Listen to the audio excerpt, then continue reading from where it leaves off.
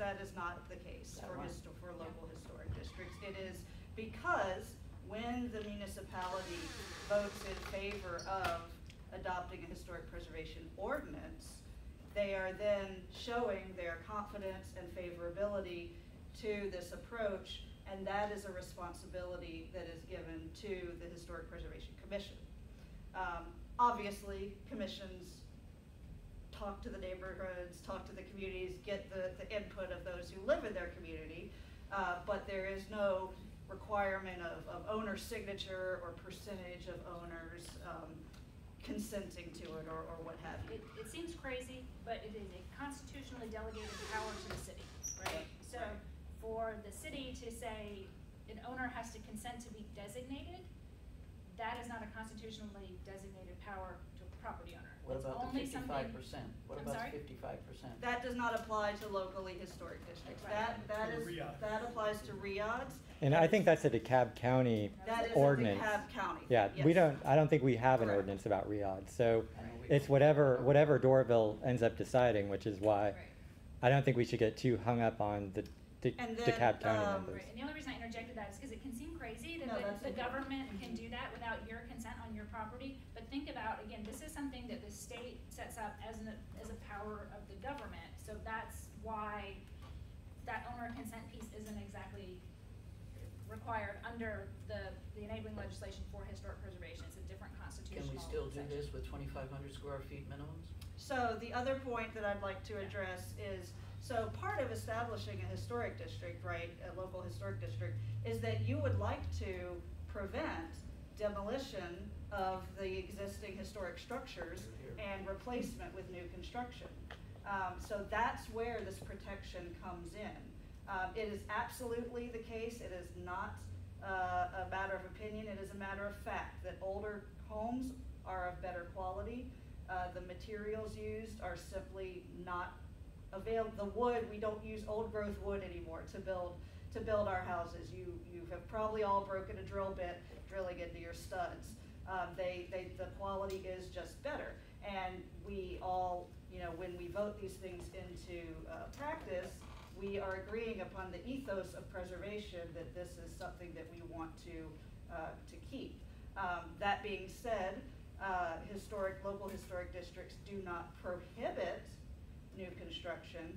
They simply state that certain conditions must be met, or, for example, if there is a vacant lot that someone would like to build on, that new home has to be in keeping with its surrounding neighborhood. Now, as far as how Doraville would work that out with size regulations, that would be, again, something that at the local level you all could work with elected officials to figure that out. Carol, did you want to go first? Well, I was going to address as far as your property value, you didn't see any fluctuation when you adopted this ordinance? It's one of the real advantages have been stability. As I said, what happens is that the houses stay there. What happens is people come in and renovate them and make them better. Right. Well, of course now it's too expensive, a lot of people live there, but the values have gone up. We never had a crash. It never dropped. And it's people are not going to come in and demolish houses. They're going to come in and renovate and make them better. The same is definitely true with local historic districts. All the data shows that local historic districts are good for property values. There's a great publication that I'll recommend if you'd like to learn more about that, get kind of in the weeds. It's called Good News in Tough Times. It's a study that was done by Donovan Ripkema in coordination with the Georgia Department of Natural Resources. Russell, did you? Yeah, I've got a general question, some observations, I think, because I'm confused as to why we're here. When I looked at it, you said you were looking for input and just to start a discussion, because I'm listening to all this and we're talking all these different things, and I'm a little confused because you, sir, you were referring to a zoning overlay that was specifically targeted at a certain condition, which was to prevent monster houses being put down in that particular area, and that was it. And you guys are talking about the benefits of historic preservation and the historic preservation district. Boy, that's totally two different things, because you guys are not in any kind of a historic district that I'm aware of, at least not yet. And so I'm kind of wondering, as our councilman, Well, what kind of information are you looking, because I'm starting to hear rumblings, and whenever I see something like this, I say, well, I might go, because see everybody starts running up and down the tree. Because, you know, I've got some real thoughts on this whole issue. And I'm kind of concerned as to the fact that this whole rumble, which was brought up when they first started the discussion of whether or not to pursue the historic district designation for Northwoods. And that is the potential impact that such a designation and the creation of a historic district with historic district zoning would have on people's ability to do what they wanted to do with their house. And it was made very clear to us by the people who spoke at that time, the state people and the Georgia state folks, was that no, historic district is just a designation by the National Trust, and that's all it is, and anything else would have to come from a locally embodied or empowered organization that had authority to create zoning and to render opinions on suitability of zoning. So my concern is, is that what this issue is? Well, or so are we really concerned with doing something like with the Royd or whatever it is, riot, which is to somehow prevent changing the character of Northwoods, which I've got some opinions on also, considering the fact that, a ranch house covers a lot of ground. The concept of ranch house is totally different in Northwoods than it is in your neighborhood, other than the fact that it's linear and there are probably multiple levels.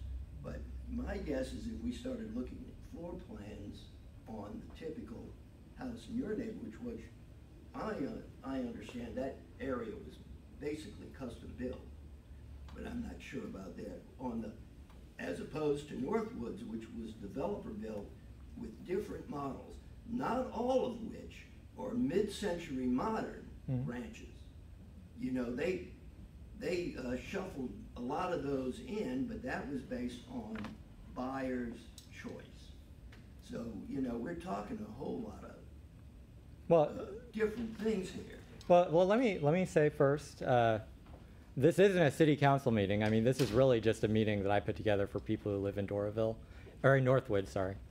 And really because I've had people come up to me and talking about concern about the house next to them being knocked down, about concern about the empty house next door and what's going to happen to it, and about what might end up happening. And the truth is, if infill housing does start popping up next door to you, yeah, that's going to generally bring up property values, but I think it's also going to specifically devalue your house, which, is going to be teeny tiny next to the great big thing next to it.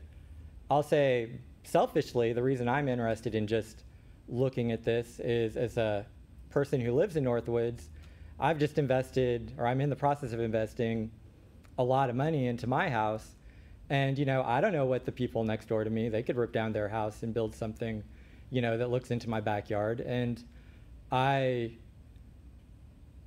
think at the very least, I would like to have a conversation about what different strategies people have used to approach those things. So we may end up not doing anything because it's really got to come from the people of Northwoods to say this is something we want. It's not something that I'm going to be able to say, this is something that I want, because you know, the other council members won't back it.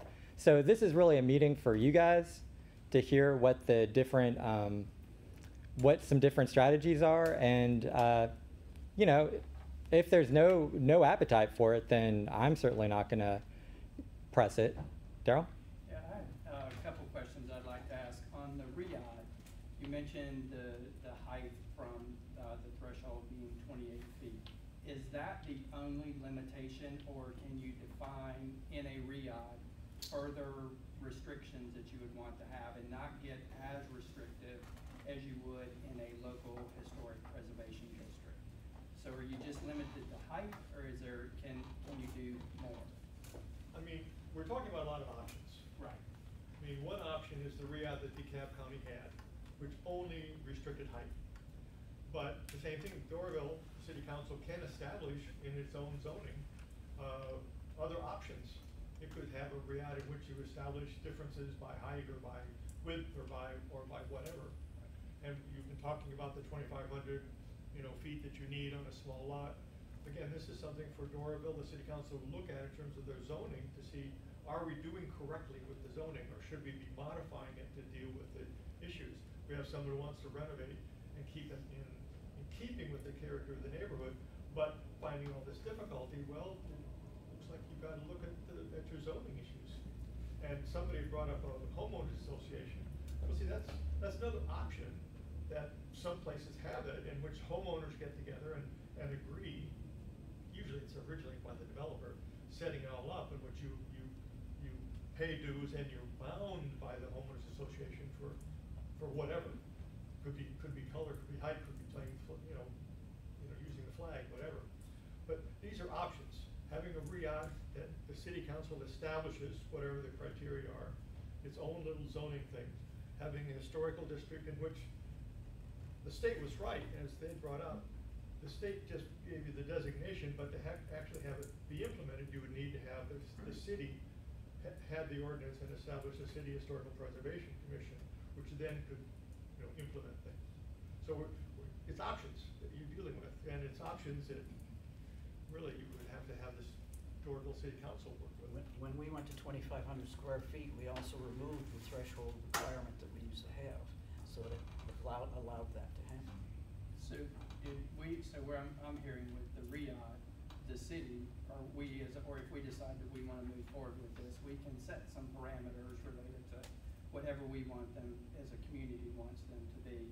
The other question that I had was, if I understood correctly, your RIAD does not encompass your entire neighborhood. It encompasses just pockets within it. So is it possible that we could say, we just want the Northwoods proper to be considered a historic designation? We could have, Gordon Heights as another, or are there any restrictions on how we would go about that? I mean, does it apply just to one area, or do we apply it to the entire city? So you're starting from ground zero in the sense you do not have a RIAD, right? Mm-hmm. You do not have that in your zoning ordinance. And the idea is, if you talk to the city councilors to say, we have issues here, we would like to have an ordinance like that. And if it were like the county one, yes, it does rely on homeowners themselves agreeing to be part of it. And so then whatever the boundary is, you get the people within it to agree. That's different than the historical preservation, in which the county, the city commission establishes it. I would also So in other just words, wanna- it doesn't have to be in a historic district. These are two different options. There are two different options. I feel like I just need to add a couple of qualifiers here, which, one is, I would actually, with all due respect to DeKalb County, even question whether this owner consent provision would have been legal at the time DeKalb County required it, because zoning is also a constitutionally delegated power to the county, and I think they probably could have done it without owner consent, so I feel like I just have some responsibility to put that out in the universe, so y'all can think about that. But I think the other thing that I also have some responsibility to say is this idea of like how much you can do, right? That is gonna be a conversation, that would have to kind of take place, because there are some limitations about what you can do and what you can kind of restrict, and so there would be some conversations with the city council, the planner, the city attorney, right? So there's overlays, which give you some amount of flexibilities, and then there's the historic preservation, ordinance, and there's kind of points on a continuum maybe, and so I feel like I would not be representing sort of the greater good correctly if we just represented this as like, yeah, people just get to decide what they want in and kind of go from there. I'm sure nobody kind of was getting that message, but I felt like I needed to articulate that there are some legal limitations set on what you can and cannot, sort of require and request of people. There has to be some kind of rational connection to what you're doing. The thing with historic designation is that, there's just been the decision that regulating, the historic value of property, looking at the architectural style, and kind of keeping within that design framework is within the public health, safety, and welfare of the police power that local governments have, right? That there is value, and that's a legitimate use of that power.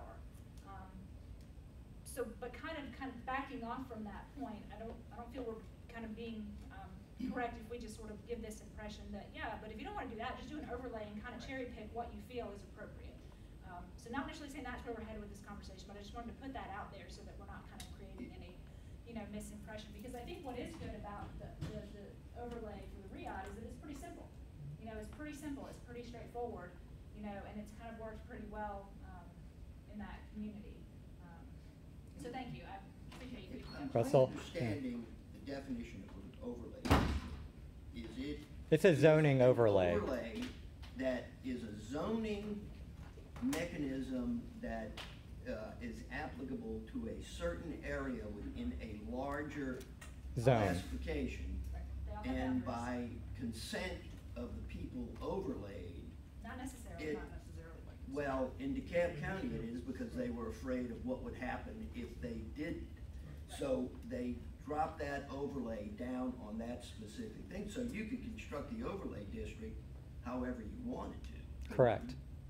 I mean, you could limit height, you could limit, you So could what I- specify. I think there's some you could zoning, there's specify some a minimum zoning. height or Right, what I minimum want you to height. hear me say is that this kind of sky's the limit. I'm not comfortable with you walking away from here and calling ARC tomorrow and be like, Allison Duncan said the sky's Oh, the limit. I'm not. Quite Zoning, the op- right? quite There's the opposite. definitely some limitations about what, city councils, county governments can Right. do in terms of zoning.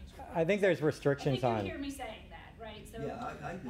but What I can put be you- right, zoned. There's base zoning, there's base zoning, but then there's overlays that, again, there's boundaries. I think there was a question about, all of this stuff has boundaries, and all this, the boundaries, whether it's a historic district or whether it's RIAD, it goes on your zoning map so everybody knows whether you're in or out.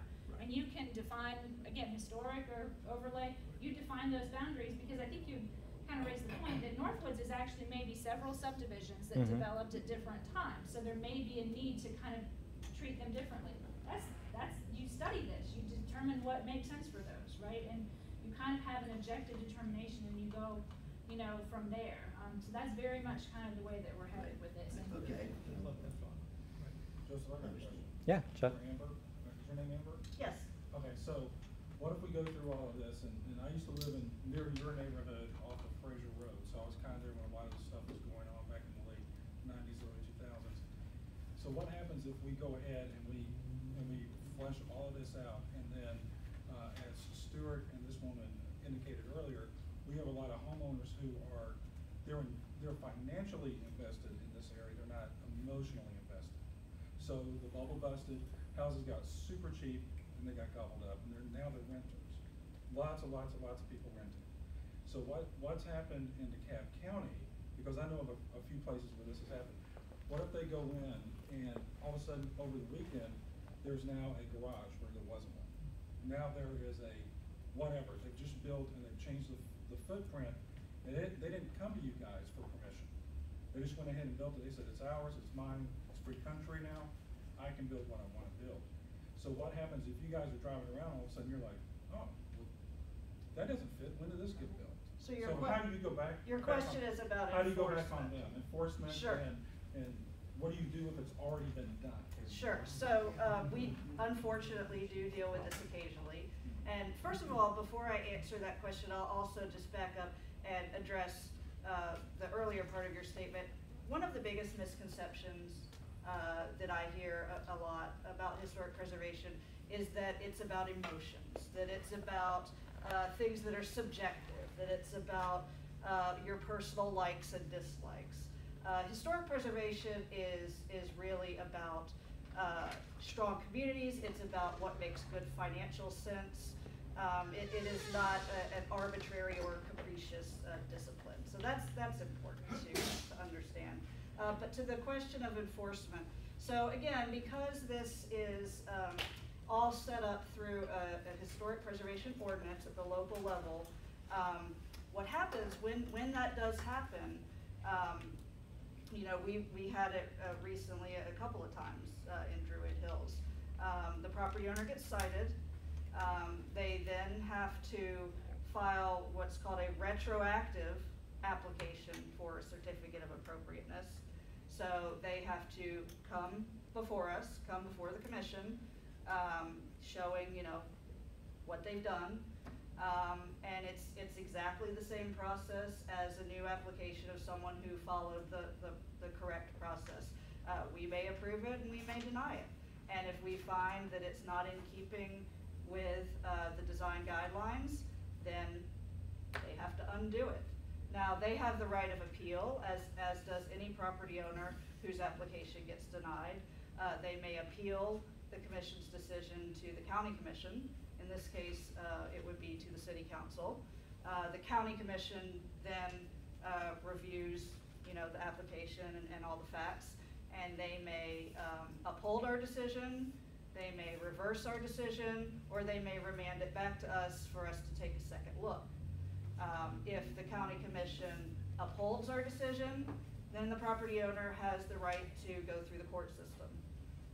But you know, one of the things that's really important about this process and this structure is it offers that accountability at every level. It's not sort of freewheeling, and you know, homeowners associations, they don't have the power of the local government behind it.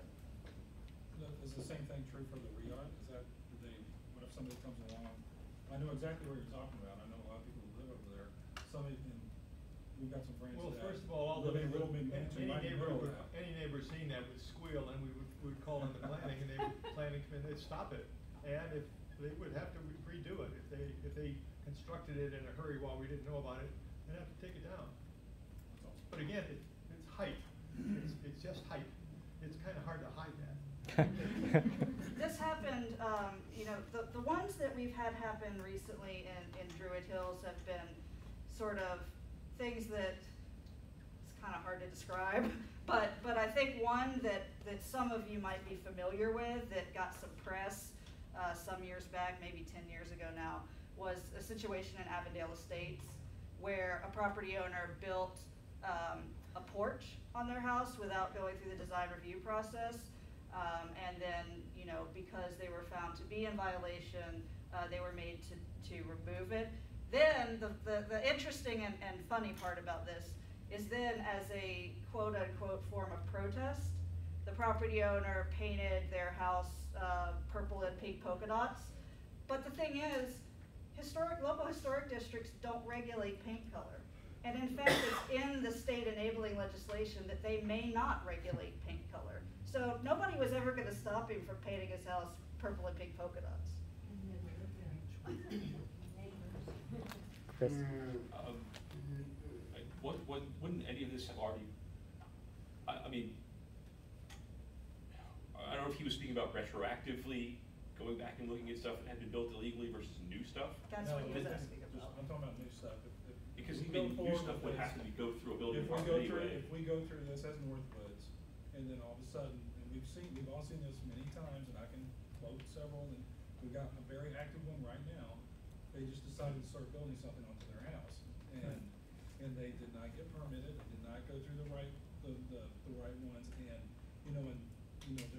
there's a carport on Weaver Drive that probably 3 or 4 Labor Day weekends ago, a mass of humanity came out and like within the weekend with that 2-car carport.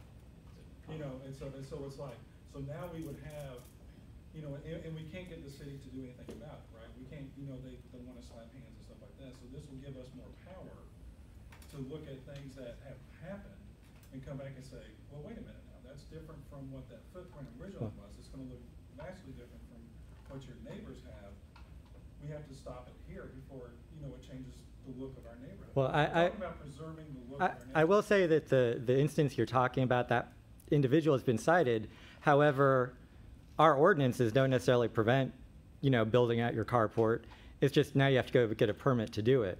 Right. So, you know, I think that's kind of a, Built onto the house over the weekend. yeah, I know, but they were cited, but that's still, they could still go back and do that, you know, just get the So permit. to put a little bit of a finer point on that, So if we then, define this, we define what we accept. well, When so. they go outside of that, then we'll have a Well, little. yeah, so to put a little bit of a finer point on that, I think what Joseph is saying is that obviously there are changes to properties that require a building permit. And if you build unpermitted additions, then you will be cited for that.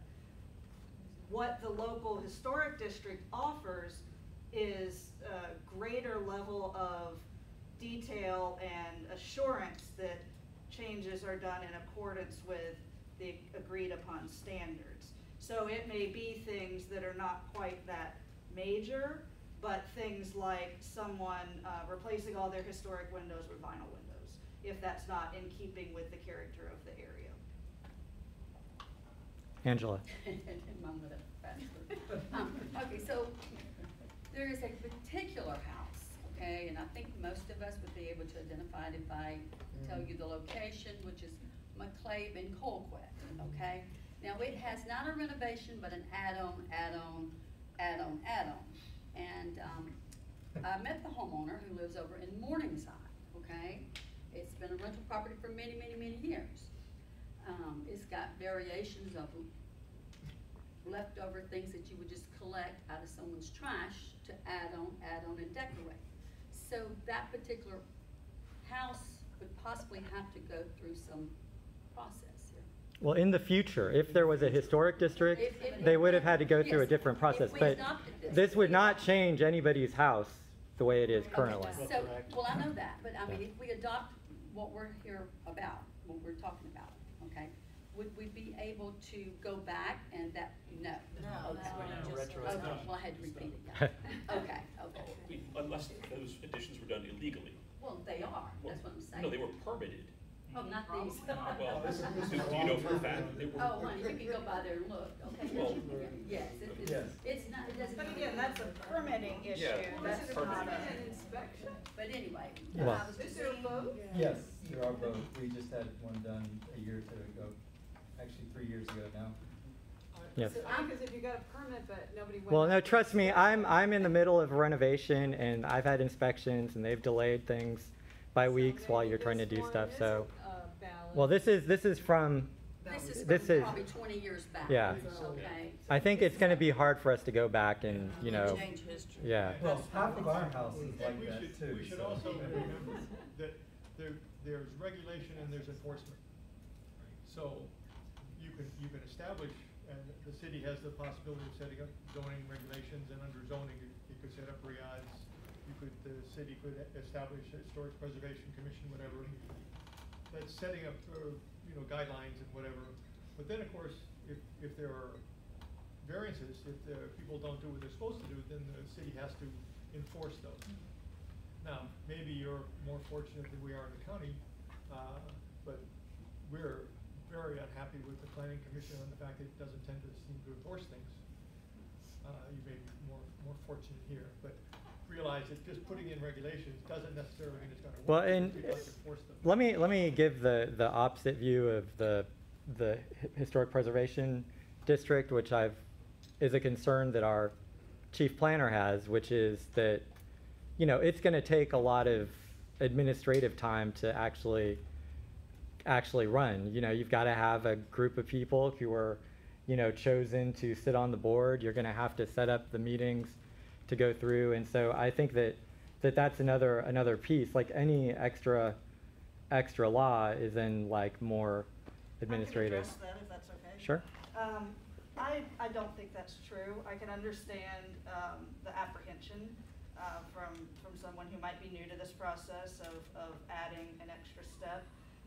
But you know, I've been to different places throughout the state. I've been to Covington's monthly Historic Preservation Commission meeting. where they usually have one application. You know, you've got places as large as Atlanta, and then you've got places as small as Baxley, Georgia, that have commissions. So it is a very scalable model, and it really doesn't add much more in terms of time or effort or process, because as I said at the beginning, what happens in DeKalb with the applications is most of them are approved the first time, you know, they come before the commission, we approve them. Many of them actually are placed on what's called the consent agenda, where, you know, the staff person has reviewed all these ahead of time and determined, yes, they meet the guidelines, there's no concerns with them, and we just take a bulk of them and vote on them all at once, and they're approved, and the people go on.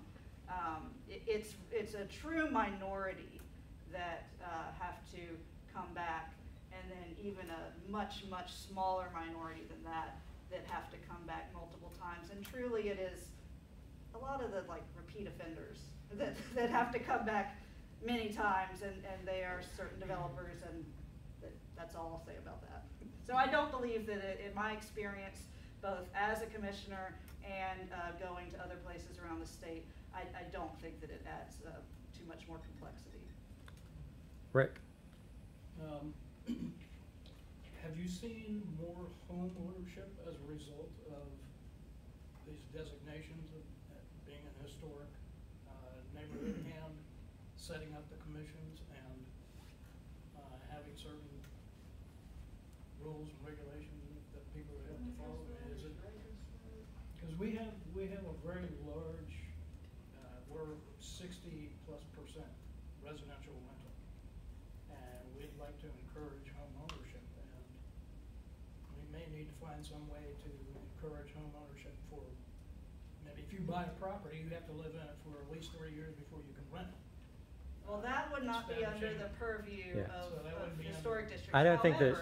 However, the data does show that because preservation, you know, really incentivizes investment and pride and sense of place, that yes, home ownership does tend to be associated with that. Now, I can't speak. I don't know about Druid Hills specifically. You know, I've served on the commission for 3 years, but I do know that in general, the data, the economic trends are such that preservation supports investment, which in turn will support home ownership. I think the question is, was home ownership existing before the preservation was voted on, or did that data exist after? I don't know, because that was back in the 90s. So I think is the main question. It is a doctoral dissertation. In some, I can tell you that there are some Atlanta districts that I'm familiar with where it absolutely has. Inman Park is probably the best known example. If you're familiar with Inman Park, you may know that in the 1960s, 1970s, even into the 1980s, there was great disinvestment in the area, and Inman Park really banded together. The few residents, owner-occupants, really banded together to push for local historic district designation. And, you know, if you look at Inman Park now, the results really speak for themselves. Daryl, you had your hand up first. I appreciate you organizing this for us. It's been a very educational option or opportunity for us, and I see that we've got some options that as a community and as a city that we need to consider. Kind of putting you on the spot, what do you see as our next steps out of this meeting, so that now we've got some education, we've got some information, how do we take the next steps? Because I think we're all very much interested in protecting our neighborhood somehow, but how are we going to what is the next thing we need to do? Well, what I'll say is that, City Council had a retreat in August. One of the things that we talked about was preserving our neighborhood. And one of the council members from a different neighborhood said, well, you guys are a historic district. Why aren't you doing more to protect the houses that are there? So I think that if, what I really wanted to hear was, was there any receptivity to doing something. And I kind of want to get a sense of what are people interested in? Is it a riad? Is it a historic preservation district? And then I want to start having conversations at the work sessions with the other council members. And at that point, they're going to need to hear, we're all going to need to hear from you about what your exact thoughts are on that, because that's kind of how it gets crafted. They're not going to really care unless they hear that, you know, there's a big group of people in Northwoods who are interested in this. And, you know, there may be a big group of people who are not interested in it. And, you know, we'll have to hear from those people too. So I think that it's a good exercise to, you know, to go through and to talk about. But I think that's really the next step is, you know, start having conversations with your neighbors and then start, you know, reaching out to me, pro or con. I mean, I know that, you know, we're not always going to agree. I'd rather hear what people are thinking, because that might get me thinking about something different. Yes? I was going to ask, along with what we were talking about here about the preserving value and the renters and everything, does the city have any mechanisms and the county have any mechanisms to enforce the homestead exemption We, to owners? so I trust me, that's something I've been talking to the city manager about since I was elected. So the county supposedly does an audit every year of this using like LexisNexis or some tools. Like I've been following up, like there are people who are taking advantage of it, but it's a small number. However, if you know of somebody who, you know, the name on the property on the tax register is not the name on the of the person who actually lives there, let me know so that then I can have the actual appraisers show up and make sure that they're being charged appropriately. Most of the ones that I have checked, it is, you know, you can tell it's not owner occupied. Right. Yeah. So, but if you know of one. okay, so the ones that you've checked have been But validated one way. I've been told that the county's doing an audit. You know, how much faith do I have in the audit that the county's doing? You know, I would, you know, double checking if you see something suspicious is always a good idea. Andrew. Two questions for the panel. Thanks for coming, by the way. One is, could you give some examples of historic districts that you're aware of smaller homes? Because that is a balance we have. I have a family of 4, and I've lived in one property in our neighborhood that's 1,300 square feet, and was lucky enough to find one of the bigger ones in the neighborhood. But we're probably about 1,000 to 2,000 square feet, with most in the 1,300-ish range is probably where we were at. And then relatedly, also about experiences with other districts. We have a large number of non-native English speakers, including, you know, many who are owners. And so if you've seen any successful districts that also have, you know, any significant portion of their residents, you know, immigrants. So I think one of the best examples in terms of being comparable to Northwoods is right in Atlanta, which is Collier Heights. Collier Heights is located on the west side of Atlanta, just inside 285, just north of I-20. And that is a historic African-American mid-century neighborhood. It was developed in the 1950s, small ranch houses.